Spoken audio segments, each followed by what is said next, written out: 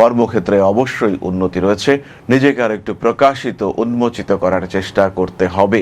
মিথুন social মিডিয়ায় উন্নতি করতে পারছেন, এ বিষয়ে কোনো সংশয় নেই। ব্যবসার ক্ষেত্রে আরেকটু কনসেন্ট্রেটেড হতে হবে, ভাগ্যের সাপোর্ট আপনি পাচ্ছেন না, পরিশ্রম বাড়াতে হবে। লক্ষ্য রাখুন প্রত্যেকটি ক্ষেত্রে কোথায় ভুল হতে পারে, যেখানে ভুল হবে সেখান থেকে কিন্তু গন্ডগোল পাকার সম্ভাবনা দেখতে পাওয়া যায়। কোনো কোনো সময় কিছুটা ইরিটেট হতে পারেন, বিশেষ করে 20 তারিখের পর মঙ্গল বৃষতে প্রবেশের পরে একটু ইরিটেশন, অ্যাংজাইটি এগুলো বাড়তে দেখতে পাওয়া যাবে। যদিও এই সময় বিদেশ যাত্রা নিয়ে কথাবার্তা এগোবে, তীর্থ ভ্রমণের পরিকল্পনা করতে পারেন, বাড়ির বাস্তু সংশোধন এটা করা যেতে পারে। এই সমস্ত প্রত্যেকটি কাজ আপনাদের জন্য কিন্তু ভীষণ ভীষণ পজিটিভ। গ্রোথ রেট এটা কিন্তু বাড়তে দেখতে পাওয়া যাবে। স্টক মার্কেটে ইনভেস্ট করতে পারেন, একটু ভাবনা চিন্তা করে করতে হবে।